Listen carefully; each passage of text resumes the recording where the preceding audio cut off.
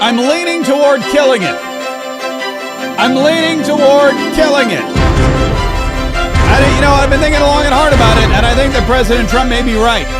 I think that it's time for the filibuster to get filibusted. What's up? This is Mark K. Saves the Republic. Man, we're gonna have a lot of fun today. First of all, I hope everybody had a safe and happy Halloween. I'm so glad that it's over. We're down to just let's see, 3 trick-or-treaters this year. We had 3 trick-or-treaters this year, so we've made an executive decision. There will be no trick-or-treating at my house next year. We're not even going to buy the candy. It's like pointless, because what happens is we buy the candy and then 3 kids show up and then we have a bowl of candy and then guess who eats it? This guy right here. So I decided that next year, and we'll have the what I love is the pumpkin seeds, that kind of thing. So maybe we'll do pumpkins. They're good for photos, but the house is going to be dark. It's going to be shut up tight. There will be nobody. There will be no sign. It'll be like a deserted, a desert. And I think that's neither. Some people get a ton of trick-or-treaters. Some people get none. We used to get a ton. Now we're leaning toward the none. So I'm going to just pull the plug on it for next year, but that's okay, because today officially begins. Well, some people would argue that it's not officially the holiday season yet, but here around these parts, it is. Ever since COVID, everybody always decided, hey, you know what's going to happen is that November 1st, we're going to start Christmas. And sure enough, that's exactly what we do. Around here, it has always been that way, because we, the Monday after Halloween, or the Monday after November begins, we officially make the announcement about our K's Kids Ho Ho Hold'em charity poker tournament. And I'm very excited to let you know that our K's Kids Ho Ho Hold'em charity poker tournament goes live today. I'll tell you exactly where to get your tickets, exactly what you could possibly win, and exactly how you can come and party with me. And I think Hannah, hang on, I've been texting her today. You're coming to the poker tournament, correct? ? Because that's always the question I get is Hannah coming to the poker tournament? And so we'll just confirm that. I've always found out it's better to just tell her rather than ask her. I always say, hey, you're doing this, right? And then she goes, yeah, of course I am. As rather than going, are you going to do this? Because then she goes, well, I need to check, but you know how people are. But anyway, so that's coming up. We'll have all the details here in just a minute. If you are somebody who loves poker and loves Christmas and loves helping children, and loves this show, if you're a liberty-loving, freedom-defending patriot from anywhere across the country, then you're going to love to take part in our Ho Ho Hold'em charity poker tournament, which happens every single year. And we'll get you the details on that here in just a minute. Also, tomorrow's a big day because it's election day in New York and Virginia, a couple of other places, but those are really the 2 big races that we're watching. We're watching the race in Virginia. We're watching the race in New Jersey, and we're watching the race in New York. We got a couple governorships. We've got a crazy socialist mayor, or as Donald Trump calls him, a commie, which is just, oh, yes, I'm planning on it. She said, great. Yay. I'll be right back. Yay. Donald Trump yesterday was on 60 Minutes calling Zoran Mamdani a commie, or Zoran Kamdami, or Mom Commie. I haven't figured out the best term for him. But hopefully we won't have to talk about him again after tomorrow. But if so, we're gonna have to figure out if it's gonna be Kamdami or Mom Commie. Probably Zoran Mom Commie is what I'm leaning toward. But here's what President Donald Trump said about him yesterday to what's her name, Norah O'Donnell, on 60 Minutes. What if Mamdani becomes mayor? It's going to be hard for me as the president to give a lot of money to New York. Because if you have a communist running New York, all you're doing is wasting the money you're sending there. So I don't know that he's won, and I'm not a fan of Cuomo one way or the other, but if it's going to be between a bad Democrat and a communist, I'm going to pick a bad Democrat to give a lot of money to. If it's, hold on, I know that you guys are going to complain because there was, hang on, let me play it one more time. And a communist, I'm going to pick Cuomo one way or the other, but if it's going to be between a bad Democrat and a communist, I'm going to pick the bad Democrat all the time, to be honest with you. If it's going to be between a bad Democrat and a communist, I'm going to pick the bad Democrat all the time. So in a way, President Donald Trump sort of endorsed Andrew Cuomo, which I never thought I would see in my entire life. But when you have a commie, when you have a bad Democrat and a commie, it's always the bad Democrat. That's kind of the hierarchy. Like you have, okay, like here, the best case scenario is great conservative constitutional Republican. If you can't have a great conservative constitutional Republican, then you just get like a rhino. If you can't get a rhino, then you get a good Democrat. If you can't get a good Democrat, then you get a bad Democrat. And if you can't get a bad Democrat, then commie is probably the worst. So you have to look at the chart and you go, okay, I got Andrew Cuomo, who's a bad Democrat, but I got Zoran Mamdani, who's a commie. So Andrew Cuomo is, you look at the chart, and it's like, okay, well, they're both bad, but this one's less bad. It's kind of like, when you're looking at Republicans, I have this big constitutional conservative Republican and I have this rhino. What do I pick? Well, of course, you're going to pick the constitutional conservative. That's why I'm running for Congress. But if the tougher situation, or the one that most people find themselves struggling with, is when they have, say, a rhino, right? You got like a rhino and a really good Democrat. And this is what happens a lot of times, in some of those races where Donald Trump will win a district, but then they'll have a Democrat governor or a Democrat mayor or a Democrat, whatever. So you got like a rhino and a really great Democrat, and that's where it gets really tricky. Some people have difficulty to decide, but this should be no problem because it's a bad Democrat, Trump's a commie every single day of the week, and that is what Donald Trump said yesterday in a kind of roundabout, bass-ackwards endorsement of Andrew Cuomo, Andrew Cuomo, he's getting up there, man. He is gaining on Zoran Mamdani. He's getting closer to him. And as President Donald Trump rightly told 60 Minutes yesterday, I don't know that he's going to win. I don't know that he's going to be the mayor. We're not really going to find out until tomorrow, and then maybe not even then. It may take a little while longer. But Norah O'Donnell tried to say something to President Donald Trump, which I think Donald Trump handled perfectly. Zoran Mamdani, 34-year-old Democratic socialist.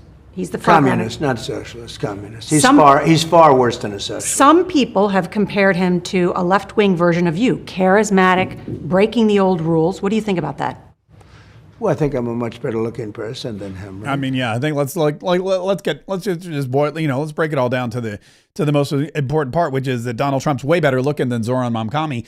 And the other thing is that there's no comparison of Donald Trump to Zoran Mamdani. There's no way. There's no such thing as a left-wing version of President Donald Trump. And as he pointed out, it's not even left-wing. It's not even socialist. The guy's a communist, full-blooded commie.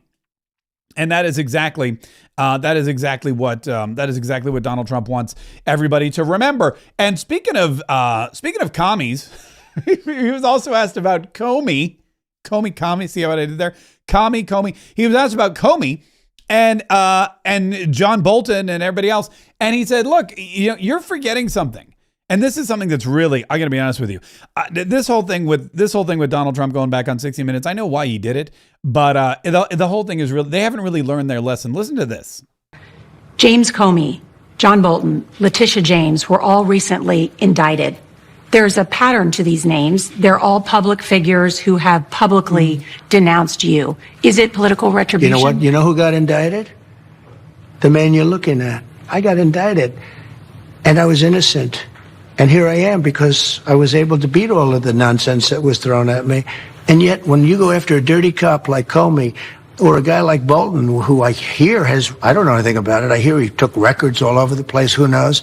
Letitia James is a terrible, dishonest person, in my opinion. Did you instruct the Department of Justice to go after Not her? in any way, shape, or form. No, you don't have to instruct them because they were so dirty, they were so crooked, they were so corrupt that the honest people we have, Pam Bondi's doing a very good job. Kash Patel's doing a very good job. The honest people that we have, go after them automatically. Yeah. So Donald Trump saying, look, I don't need to sick Pam Bondi and Kash Patel on these people because they're so bad. They're so bad that they know what their job is. I don't need to pick up the phone and call them. They know about James Comey. They know about all these people. They know what they've been doing for years and years and years. And now we basically, are just cleaning out. But I want you to remember something, that I was indicted before any of these people. And that's the thing that the fake news media continues to forget or purposely bury. This question that she asked, which again, so Donald Trump, you may remember, he went on a kind of a, I guess you would say, a litigious spree where he wanted to hold the fake news accountable for all of the election interference that they had and for all of the criminal behavior or the illegal things that they were saying about him. For example, George Snuffleupagus got slapped with a $15 million lawsuit because he called Donald Trump the R word, but he wasn't, because it was a civil trial. And so Donald Trump got $16 million from ABC News. Then CBS News and 60 Minutes specifically, they edited deceptively an interview with Kamala Harris to make it seem like she wasn't as dumb as she actually was. And they tried to take an answer that seemed less stupid from one question and put it onto a question that I guess they thought was more important, but the answer was a lot dumber. And they tried to fix her up to make her seem like intelligent, which she's not. We all know that for a fact. And so Donald Trump sued them for election interference, which is what it was. When you say that you are representing one side, or when you say that you're a news organization or a journalistic organization and you're representing the truth, but you're not, then that is election interference. So Donald Trump sued them and they settled for $16 million. All of this money, by the way, going toward what's going to be it's going to be a baller presidential library with all this money he's getting. Holy cow. All this money that Donald Trump is getting from all of these entities. Plus he's getting that plane from Qatar. Plus I'm sure he's got other billionaire friends who are going to kick in some dough so that they can, come to the grand opening, all this stuff. It's going to be an incredible presidential library. Way better than that travesty that Barack Obama's putting up in Chicago. So what Donald Trump wants you to remember is, look, I came back on this news show and I already sued you for $16 million, and you need to really figure out what you're doing. But they immediately ask him about these indictments, and he goes, "You're forgetting that I was indicted first. Before James Comey, before John Bolton, before Letitia James, I was indicted first 91 times on bogus charges because they didn't want me to be president of the United States." And the fake news, man, they forget that, or they remember it, but they probably pretend to forget it. They're probably like, we don't want to bring that up because that's not going to look good for us. And so they go along and they say, and Donald Trump says, "Look, I'm not this vindictive person." I mean, even the question she asked, "Is this political retribution?" He goes, "I'm not that person, yo." Is this retribution on your part? No, it's the opposite. I think I've been very mild-mannered. You're looking at a man who was indicted many times, and I had to beat the rap. Otherwise, I couldn't have run for president. They tried to get me not to run for president by going after me and by indicting me. Yeah, and Donald Trump said, "Look, I've been mild. I've been very calm. But you're starting to tick me off. I've been very calm, but now I'm going to be not so calm anymore. Now you're starting to aggravate me, lady." And you can tell she's probably been told by the people in charge, "Hey, go there and, interview Donald Trump and ask the questions you want. But also don't forget that he sued us once and won. So we don't want that to happen. We don't want that to happen again." But she did ask him a lot of other good questions. He had some really great answers, I thought. She asked him, I love this question. I talked about this at length today in the 47 Daily Podcast, which if you don't yet listen to the 47 Daily Podcast, man, you should really listen to the 47 Daily Podcast. Every single day we cover all the news from the White House and from Mar-a-Lago and from Donald Trump's administration. None of that spin, none of that fluff. It's all right out of the words of the President of the United States, right out of the words of his administration. And I got to tell you, this whole thing with Venezuela, she asked him a question, which he gets this a lot. And I don't know if they really think he's going to answer it, or if they're trying to trip him up, or if they just want to be part of a soundbite. But this isn't the first time that Donald Trump has been asked this question. And he always has some version of the same answer, which is basically, "What are you, an idiot?" Are we going to war against Venezuela? I doubt it. I don't think so, but they've been treating us very badly. It's this one. Sorry, it's this one here. Are Maduro's days as president numbered? I would say, yeah. I think so, yeah. And this issue of potential land strikes in Venezuela, is that true? I don't tell you that. I mean, I'm not saying it's true or untrue, but I wouldn't. Why would we do it? I wouldn't be inclined to say that I would do that, but because I don't talk to a reporter about whether or not I'm going to strike. I don't talk to reporters about whether. Look, you're a reporter. I'm the president of the United States. You're asking me, "Hey, when and where are we going to strike Venezuela?" I'm not going to tell you that. That's duh. I mean, that's 101. And I think, you know what? This is a holdover from Joe Biden, because Joe Biden used to do this kind of stuff. They would ask him questions and he would give too much information. He would always go, "Well, I gotta, there's a time and a place when we can go in and, I said, I'm going to get in trouble if I say anything." He would always say that. He would talk about invading Ukraine and Russia, and he would talk about intelligence gathering and things that he'd given him. And then he'd go, "Well, I shouldn't say that. I'm not gonna say anymore." That was a real Joe Biden thing. So I guess the media is still trying to trip up the president. Although Donald Trump's like, "I'm not going to tell you. I'm 100% not going to tell you when and where we're going to strike an enemy, because that would be stupid. And there's one thing I'm not, and that is stupid. But that was it. Look, that was it. That was Donald Trump's weekend. It was the CNN. He was watching football. He was complaining about the kickoff rule. And then he said, hey, don't forget to watch me on 60 Minutes, which I have to be honest with you, I think it was one of the best interviews he's given ever. I think he covered everything properly. He didn't, skirt around any issue. The answers were great. He was in total control of the interview from beginning to end. It was like a 70-minute interview. They only aired 28 minutes, but President Donald Trump in the White House, they posted the entire interview. I watched it. It was really good. They cut out the part where he talked about CBS, which I thought was ironic. I thought they would leave that in, but they cut it out. He talked about the new news boss over there and the new owners and how they're doing a great job. And he feels like it's going to be a real turnaround for CBS. But that's not something they wanted to cover on 60 Minutes because, that would have actually been interesting to people. Something else really interesting happened over the weekend regarding Scott Adams. Scott Adams, and this whole thing is just, when you see something like this happen, it just shows you we're not dealing with the kind of administration we were dealing with before. This is an administration unlike any other. You've never had a president like Donald Trump. You've never had an administration like President Donald Trump 2.0. What we're seeing here, what we're realizing, what we're understanding, the kinds of things that Donald Trump is doing is personalized. It's effective. It's delegation at the highest level. I mean, it is really an absurd amount of delegation, and it is a 24/7 presidency. Scott Adams, who you may know from, he does a podcast now, but he was the Dilbert cartoonist for years. I guess still is the Dilbert cartoonist. He's written several books on how to succeed. Great books, by the way. He and I have a very similar mindset to him, only he's way more successful than I am. But he's a Dilbert cartoonist. He's a podcaster, great guy, very conservative, big fan of President Donald Trump, understands that the Democrats are totally lunatics. And he has really kind of he's carved out a real niche for himself where he's become kind of a funny conservative commentator, kind of like yours truly. He talks a little slower.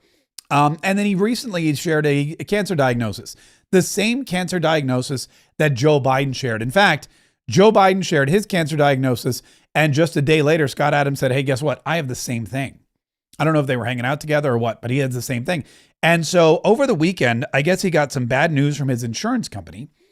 And so he reached out to President Donald Trump.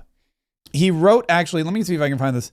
Let me see if I can find this. He wrote on X, because backstory, when he was diagnosed with cancer, he immediately got a phone call from President Donald Trump, and he thought that was amazing that President Donald Trump would call him and say, how's it going? How you doing? And do you need anything? And one of the things he said was, if you ever need anything, and the story of how Donald Trump called him, because he said Donald Trump called him and he let it go to voicemail because he didn't get the number, and Donald Trump left a message saying, I'll try you back later.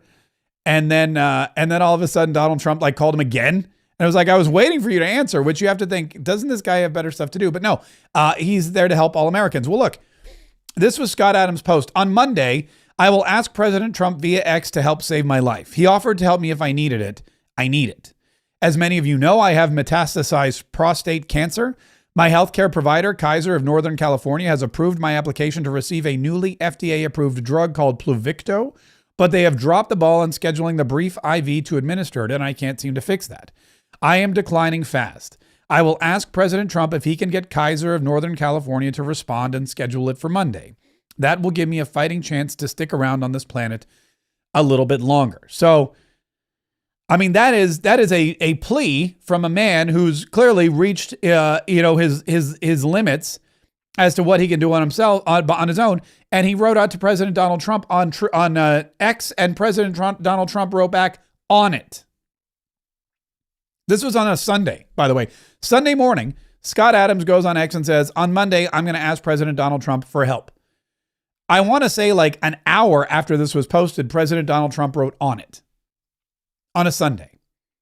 When he'd just gotten back from Asia, he went to a big Halloween party that everyone was freaking out about. Everyone was freaking out at this Halloween party at Mar-a-Lago. He's still got a government shutdown he's dealing with, but somebody on his staff, or maybe he himself, was brought to this post was brought to his attention, and he said on it. And man, what happened in the hours that followed? I could tell you, but I'm just going to have Scott Adams tell you because he tells it way better. Some of you know the story that over the summer, when the news came out that I was declining, President Trump called me home and blew my mind. But one of the things he offered was he said that if you need anything, let me know.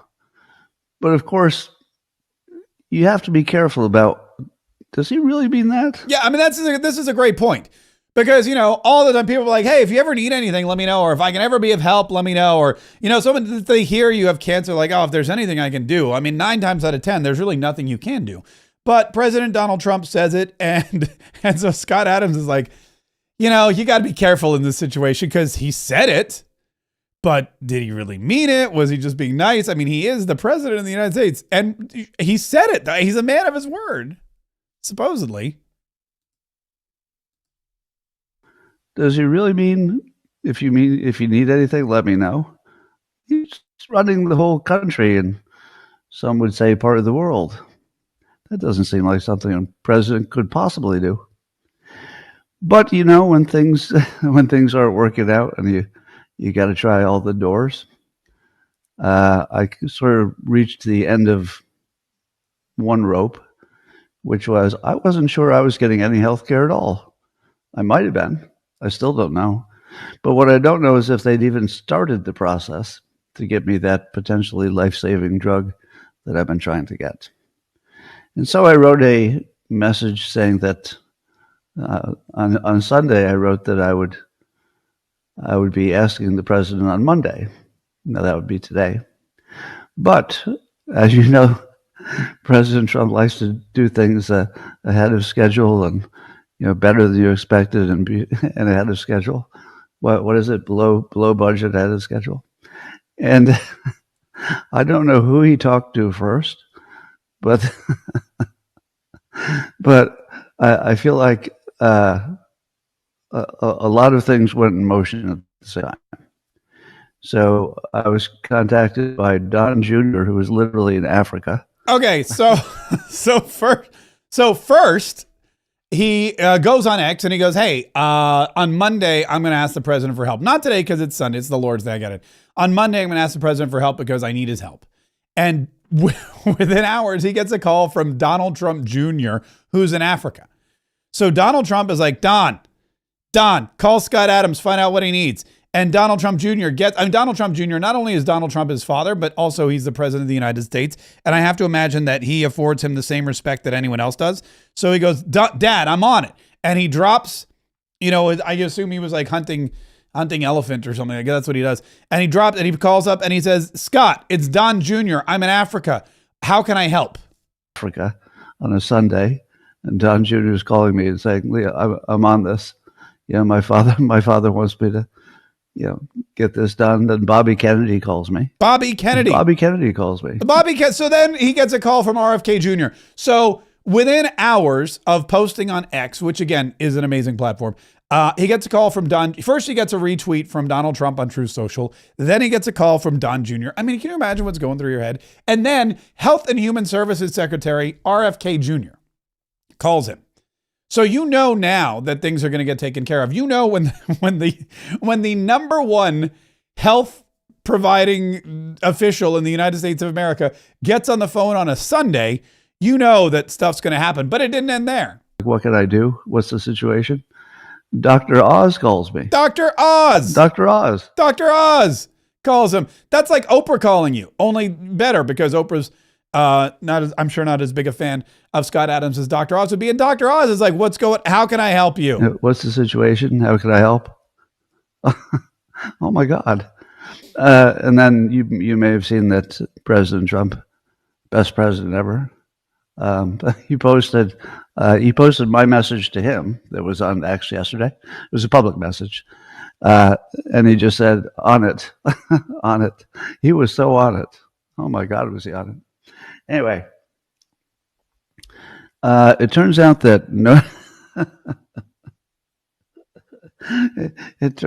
nobody in senior management at Kaiser, my healthcare company, had a good weekend. Which, I mean, okay.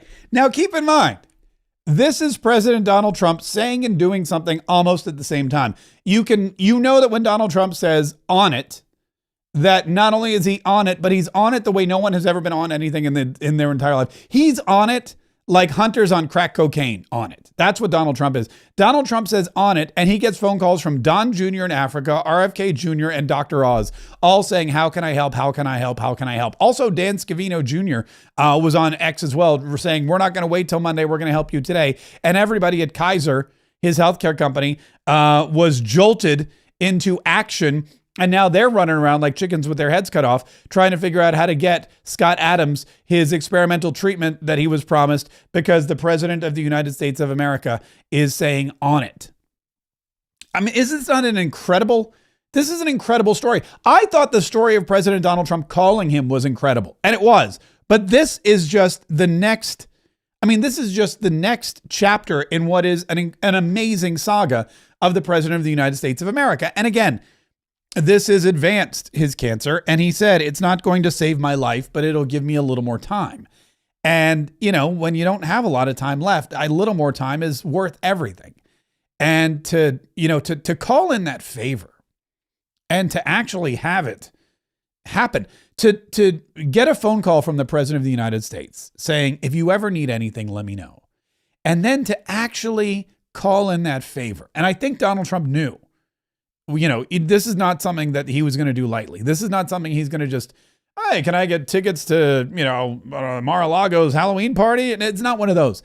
This is going to be one of those like, hey, I need something that's going to help me live a few weeks longer and I can't get it. Can you help me? And I mean, man, it's just on it. And he was. Think about that. How many times have you ever said on it? Like I said, I'm like on it, and then I forget, and I'm like ADD, and I go do something else. I mean, yes, granted, I don't have a staff of 1,000 people that I can call up on a Sunday and say, get this done.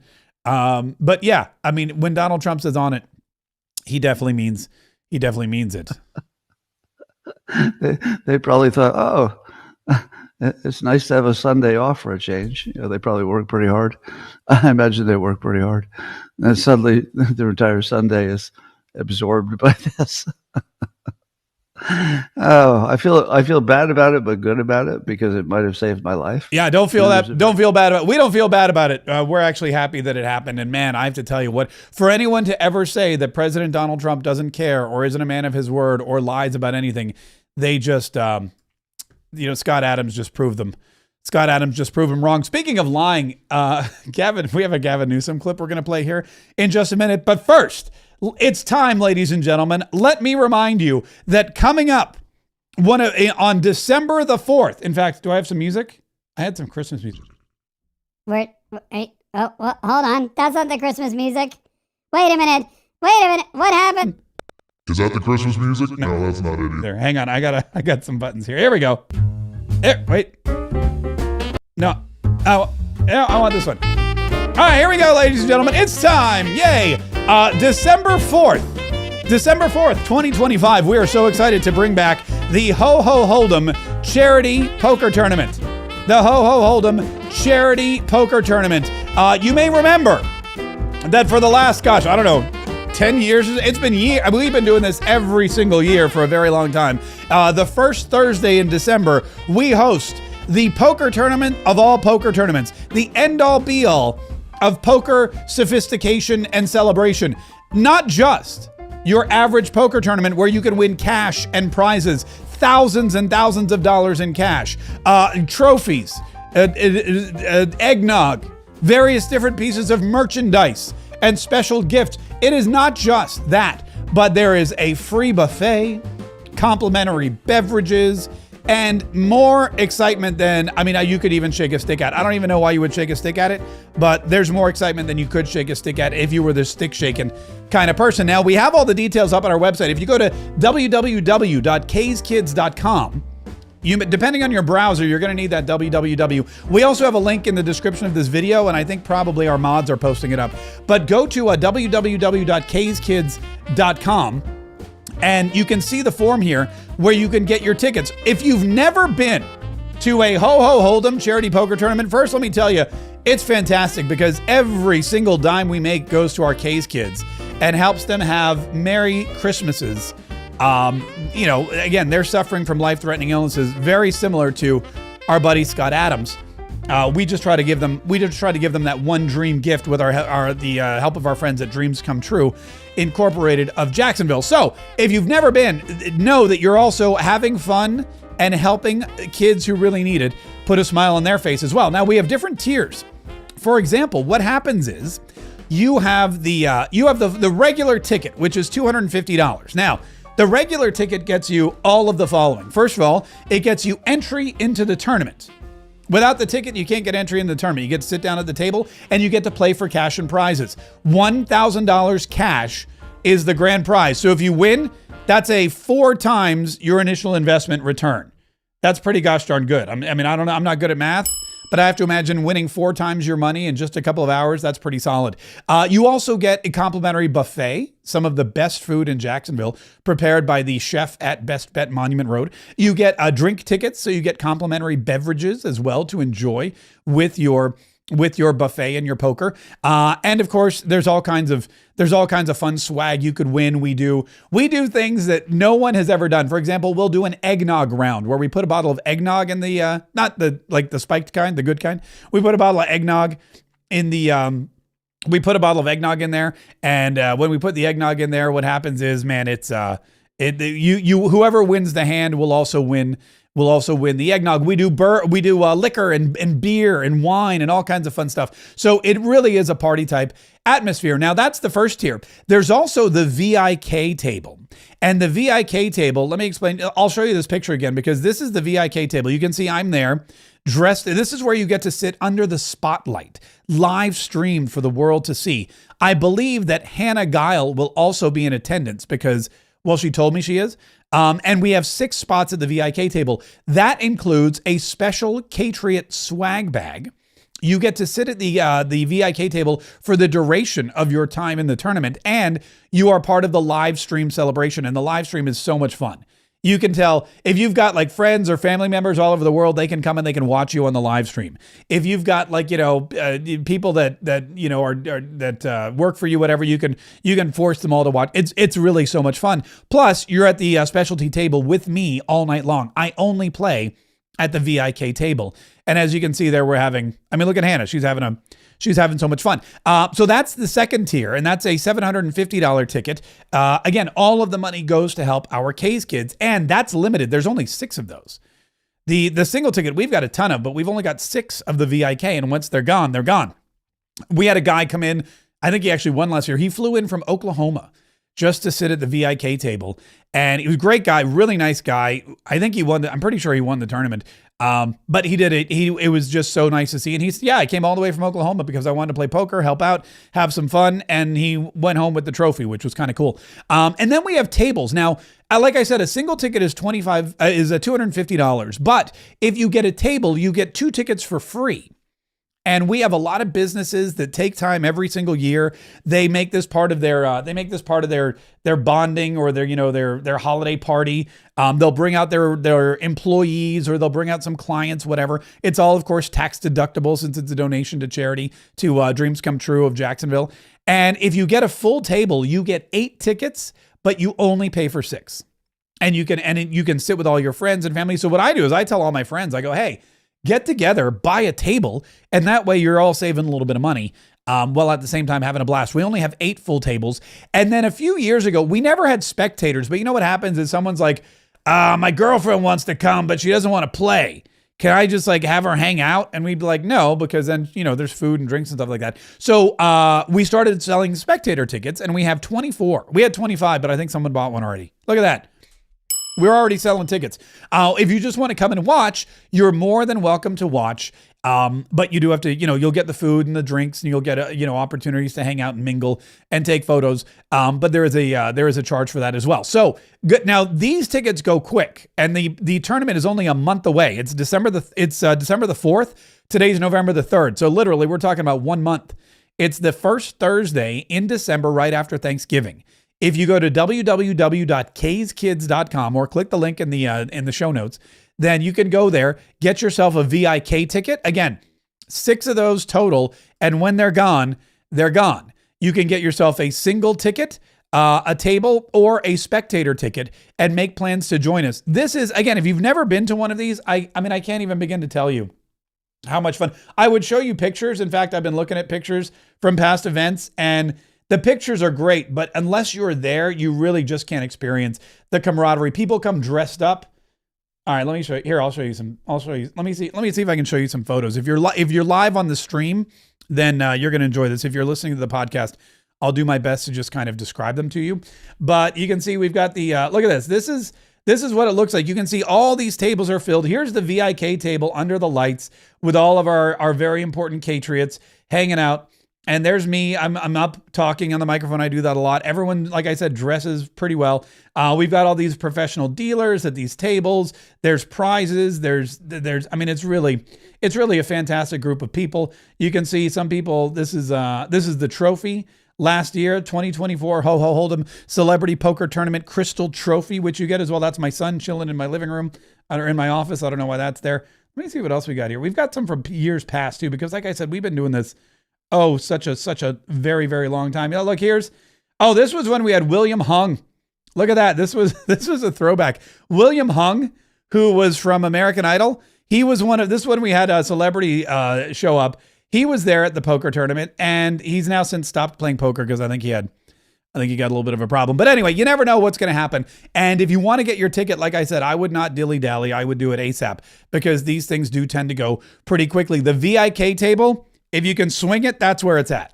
You get a swag bag. You get to sit under the spotlight with me. You get the live stream table. You get drink tickets. I think we get extra drink tickets to our VIKs too. And you get the buffet plus your chance at the trophy, $1,000 cash, and tons of other fantastic prizes. kskids.com is where you go today for your tickets. Go to kskids.com and get your ticket today before they all go. All right. Let's talk a little bit about lying liars who lie. And of course, when we talk about lying liars who lie, we could be talking about a myriad of people, but in this particular instance, I'm talking about somebody named Gavin Newsom. Gavin Newsom, this guy, I have to tell you, here he is. Gavin Newsom, let me see where I am here. Gavin Newsom, I had this thing. Oh, here he is. Was on, I guess it was Fox News or something. And he was, it was NBC, I believe, Sunday morning, the State of the Union or whatever it is. And he was on talking about, because, he's going to run for president. We now know. He's now said, yes, I'm going to give it serious thought. So he's going to run for president. Now he's making the rounds. Now he's talking to all the people. And so here's Gavin Newsom. Listen to what he said, because this thing went so viral so quickly. Nothing I dislike more than the politician that sits there and lies to you. And we all just sit there rolling our eyes going, give me a break. Okay. Gavin Newsom said, let me play it again. Nothing I dislike more than the politician that sits there and lies to you. And we all just sit there rolling our eyes going, give me a break. Okay. Gavin Newsom says he hates politicians who lie. So Gavin Newsom obviously hates himself because nobody lies more than Gavin Newsom. Nobody lies more than Gavin Newsom. Gavin Newsom, let's see, where do I have this? All right, so here's Gavin Newsom. I think this is when he lied about President Donald Trump. But also, it was... Oh, no, this is where he pretended to be poor. This is something that a lot of Democrats do. Hillary Clinton did this, you may remember. She did it a couple times. This guy's been a millionaire since he was born. He was born into one of the richest families in California, but he's pretending that he used to be poor. He used to have trouble paying the bills, and he used to eat Wonder Bread because he's trying to placate the urban audience and nuzzle up to black voters. But also, it was also about paying the bills, man. And it was just like hustling. And so I was out there kind of raising myself, turning on the TV, started, just getting obsessed, sitting there with the Wonder Bread and 5 stacks of, it's like the White Stack Bob story. Come on. Kraft macaroni and cheese. Yeah. Man, bro. Are you talking about me? Young YG. YG, man. Every day in the backyard, just bouncing the basketball. I can't even. I think he starts cussing, so we're going to stop there. But I can't even. He's trying to endear himself to black voters. So he's telling this bogus story about eating Wonder Bread and bouncing the basketball and having to fight to just make ends meet, which is something Gavin Newsom never, ever, ever had to do. There was another one. It's this one here. Hold on. It's this one here where Gavin Newsom is saying, I think this is it. Oh, no, this is where people are hanging. Hold on here. Oh, this is CNN. This is when he lied to Charlie Kirk about never using the term Latinx. Going on between Gavin Newsom and President. Nope, that's not it. Hang on. I thought that. Oh, here it is. Here it is. This is it. So let's talk about the word Latinx. Just 2 weeks ago, here's what he said about it. By the way, not one person ever in my office has ever used the word Latinx. So can we finally put that to bed? Yeah, we agree? where did that even No go? more Latinx, like, everybody. Well, I just didn't even know where it came from. I'm like, what are people talking about?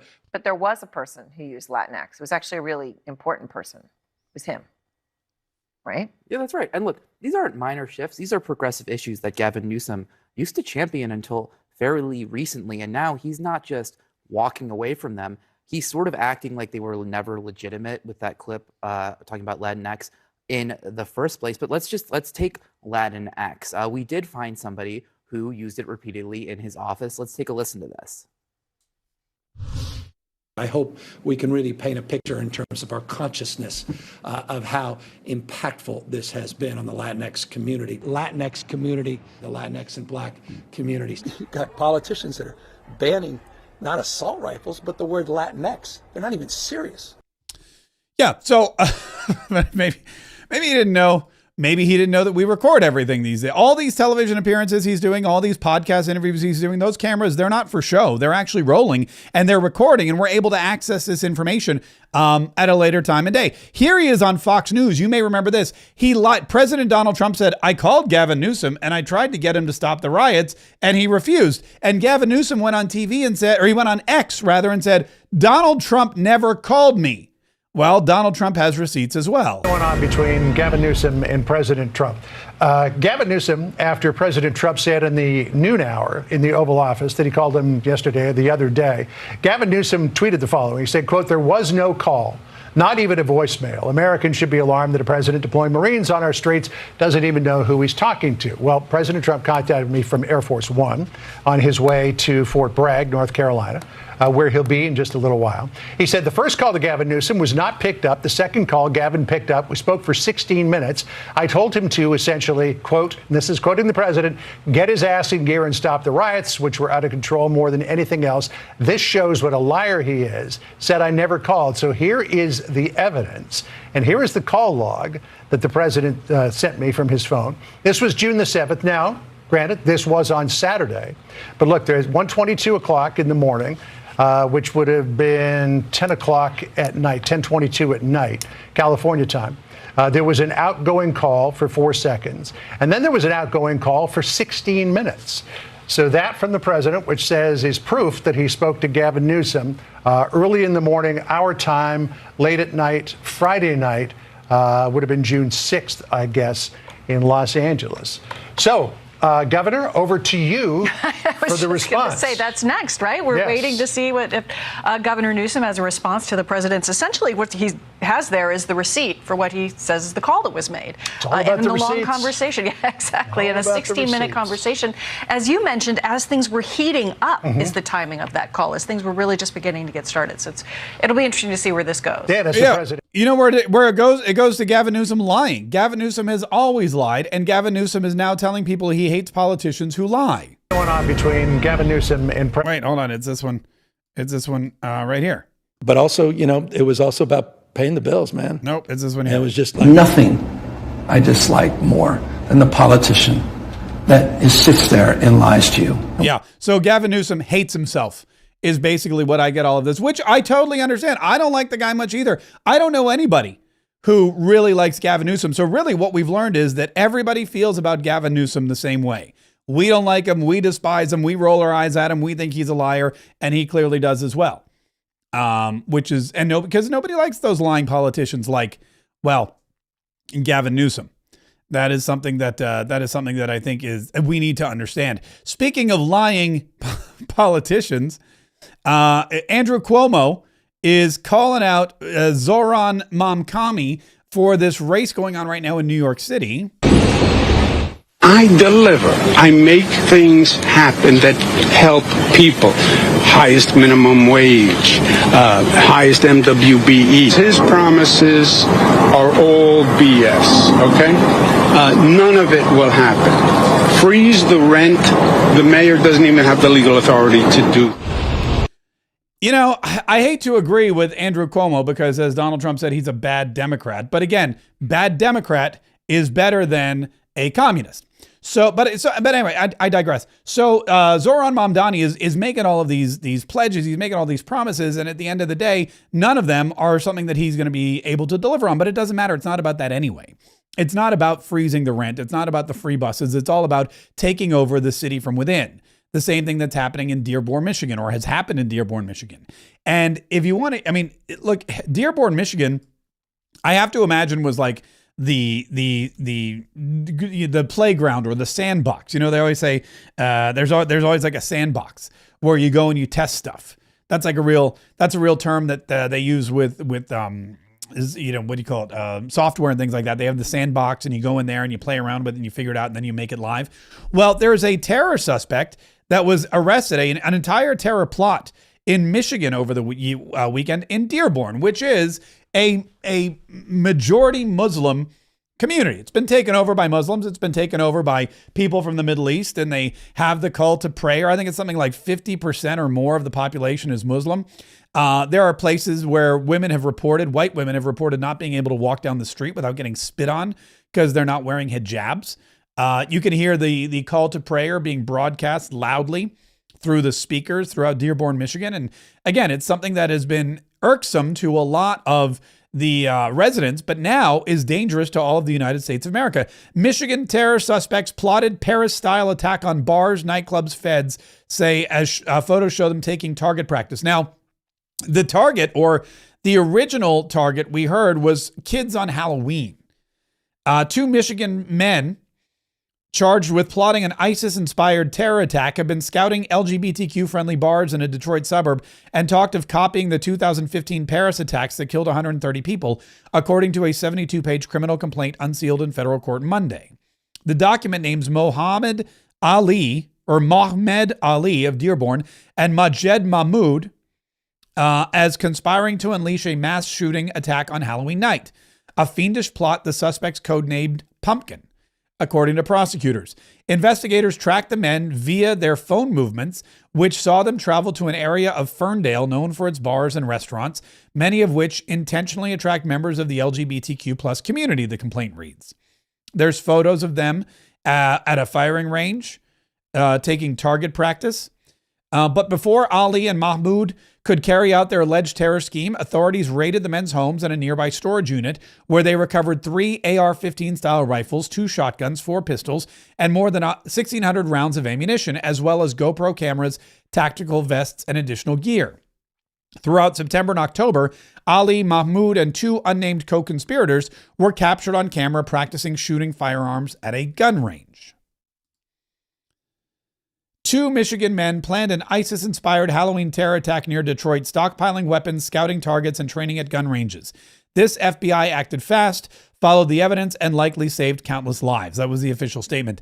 Though both men were under the age of 21, they were able to legally purchase pricey firearms, including a 12-gauge Beretta A300 Ultima Competition shotgun, a Daniel Defense M4 V7 rifle, a Sig Sauer 9mm pistol, and multiple 5.56 rifles, according to the complaint. Now, again, the pricey arms or the pricey weapons, that doesn't matter when you're getting funded by somebody else. And we know that the money flows from the terror networks into these terror cells, no matter where they happen to be. But these terrorists, these plots are still happening, and they're happening in these strongholds because, look, if you live in a place like Dearborn, Michigan, if you live in a place where there's Muslim authority, I mean, the mayor of Dearborn, Michigan, we already heard, told that white man he's got to rename the streets and you got to get out of here. You're not welcome here anymore in your own town. We know that the police department and the judges and the attorneys and all the folks in law enforcement and city planning and 2 of the city commissioners, they're all Muslim as well, and they're going to take care of their own. Especially when it comes down to the federal authorities. So what we're starting to see now is evidence that these strongholds like Dearborn, Michigan, are the perfect places for Muslims from the Middle East who are planning terror attacks, ISIS-style terror attacks, to hide in plain sight. And that makes it difficult, especially when you look at a place like New York City, which is bigger, which is more populated, which is easier to hide in, which has a huge Muslim population. And if Zohran Mamdani wins the mayor's race, could offer the same kinds of protections to its citizens that they found in Dearborn, Michigan.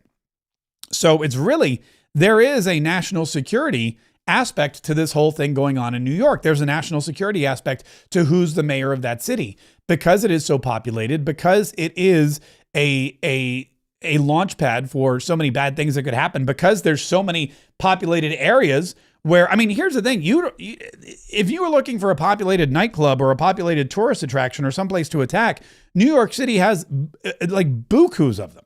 It is amazing. It is one of the top tourist attractions in the entire world. So it's going to be really tricky to see what happens if Mamdani, who is 34 years old, has no experience, and is making a bunch of empty promises just to get elected. If he actually wins, New York is going to be it's going to be unrecognizable probably in a few years. It already is to a lot of people, but it's going to be unrecognizable, I think, to a lot more after the fact. Which brings us to illegal immigration, because a lot of people have been asking about some of these communities, saying, look, we understand that there's a lot of Venezuelans and El Salvadorans and Mexicans, and Donald Trump's got ICE running around. He's taking care of all those people. But aren't there other nationalities? Aren't there people from the Middle East? Aren't there terrorists who came here illegally? And shouldn't ICE be kind of, focusing on them as well? Well, Donald Trump was asked about ICE by Norah O'Donnell. And the first thing she asked him was about these ridiculous videos they're showing about women getting tackled by ICE More agents. recently, Americans have been watching videos of ICE tackling a young mother, tear gas being used in a Chicago residential neighborhood, and the smashing of car windows. Have some of these raids gone too far? No, I think they haven't gone far enough, because we've been held back by the judges, by the liberal judges that were put in by Biden and by Obama. You're okay with those tactics? Yeah, because you have to get the people out. You have to look at the people. Many of them are murderers. Many of them are people that were thrown out of their countries because they were, criminals. Yeah, they were murderers. They were thrown out of their countries. They were sent here by Venezuela because they were trying to empty their prisons and their insane asylums and their mental institutions, all that kind of stuff. But what we're really realizing, or what we're really seeing now, is that all of these people have to go.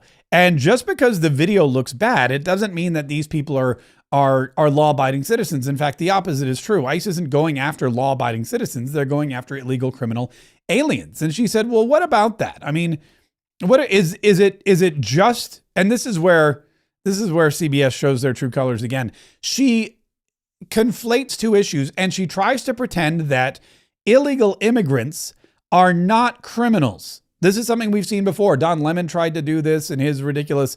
They're trying to say that it's a misdemeanor to cross into the country illegally. That doesn't really make them a criminal. But the fact of the matter is, yeah, it does. Is it your intent to deport people who do not have a criminal record? We have to start off with a policy. And the policy has to be, you came into the country illegally, you're going to go out. However, you've also seen, you're going to go out, we're going to work with you, and you're going to come back into our country legally. Yeah. And that is something that, the left tries to trick you. They try to say a lot of these illegal immigrants aren't criminals because they've never murdered anybody. They've never brought drugs over the border. They're not human traffickers. A lot of these illegal immigrants, they're not criminals. Are you going after the non-criminals too? And Donald Trump's like, whoa, whoa, whoa. The standard is, if you come into this country illegally, you are a criminal and you're going to go. But we have things in place. We have a process, and we'll take you out of the country and we'll allow you to come back in. But you've got to go. And in fact, if you self-deport, guess what? It's more likely that you're going to be treated well. It's more likely that you're going to have the opportunity to come back into the country and become a legal citizen if you just go on your own accord and start the process. But if you insist on staying here and breaking the law and working against ICE, if you do all of that, then we're going to kick you out and you're never going to get to come back in. But rest assured, anybody who's here illegally is not just an innocent victim at all. When will you declare mission accomplished on immigration? Well, it takes a long time because, probably I say 25 million people were let into our country. A lot of people say it was 10 million people, but whether it was 10 or I believe I'm much closer to the right number. Of the 25, many of them should not be here. But we're cleaning up our cities. I campaigned on crime, but I've done a much better job on crime than I thought. The crime numbers are way down, even though we have a lot more people in our country that really shouldn't be here, and many of them are stone cold, hard criminals. Yeah. He's saying, look, we've got a ton of people here. They've got to go.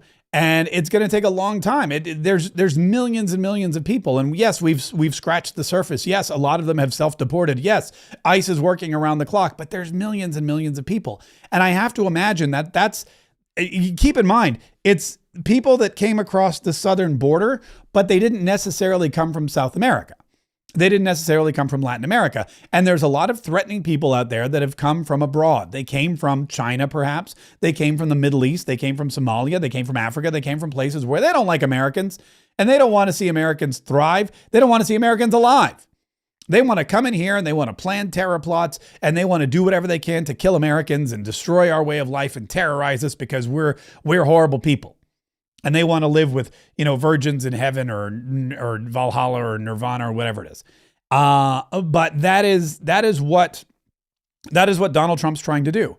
He is trying to make sure that these people are all gone. It's going to take a while. So you should get used to seeing those videos of people getting tackled. You should get used to seeing those videos of tear gas being used because law and order is what Donald Trump ran on and it's what he's going to continue to do until we have law and order that has been brought back to this country the way it should be.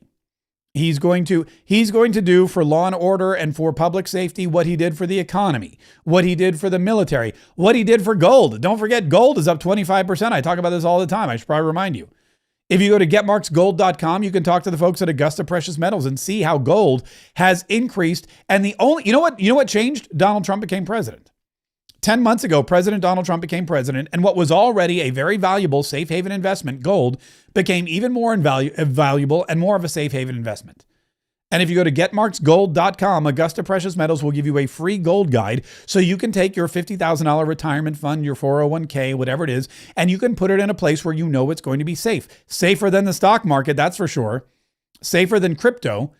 It's going to be in a place where the value continues to increase, especially in down markets. Augusta Precious Metals. Let them help you secure your financial future. Go to getmarksgold.com. Getmarksgold.com for Augusta Precious Metals and make sure that your financial future is secure with a safe haven investment that, as long as President Donald Trump is president, is going to continue to get safer and safer and safer and more and more and more valuable. Listen, December 4th is coming up fast, man. It is just a month away, and we want to party with you. If you've ever wondered what's it like to party with Mark Kaye and friends, well, this is your chance to find out. If you've ever wondered what's it like at the Ho Ho Hold'em charity poker tournament, what's it like spending an evening with Mark Kaye and Patriots from around the globe, having fun, playing poker, carrying on, being merry, celebrating the holidays, and helping kids at the same time? If you've ever wondered what that's like, the Ho Ho Hold'em charity poker tournament is your time to find out. It is right around the corner. It is 1 month away. You can get your tickets right now. Again, several different tiers. The VIK table, be a very important Patriot. Get a VIK swag bag. Sit at the table with me all night long for hours, just having a blast. Hannah will be there as well. We're going to live stream it. You're going to be under the lights. You're going to get extra drink tickets, food. It's really, really an incredible experience. There's single tickets, so you can come and play and compete for the grand prize of $1,000 cash. Get a full table, which gets you 2 free tickets. Or if you just want to come and watch, we have spectator tickets as well. Looks like we've already moved a bunch of those. Look at that. We already have 3 spectator tickets out the door. So thank you so much for our 3 spectators. We're excited to have you. Pardon me while I sneeze. That's coming up in 1 month. The Ho Ho Hold'em charity poker tournament. Mark your calendars for December the 4th. In just a minute, we're going to have an extended version of Mark Kaye Saves the Republic with our Patriot Club meeting. It's live. It happens here. And give me 5-10 minutes. I got some guys doing work on the house. I want to check on them, make sure they're okay. But in 5 or 10 minutes, if you want more of Mark Kaye Saves the Republic, go to Katriots.com. And there will be more fun, more entertainment, more information, more back and forth, more camaraderie, more trying to figure out how we can continue to work every single day, to diligently train against every threat that we have. And we have new threats all the time. But if we work together, if we stick together, if we come together, if we fight together, we will win and we will save the Republic.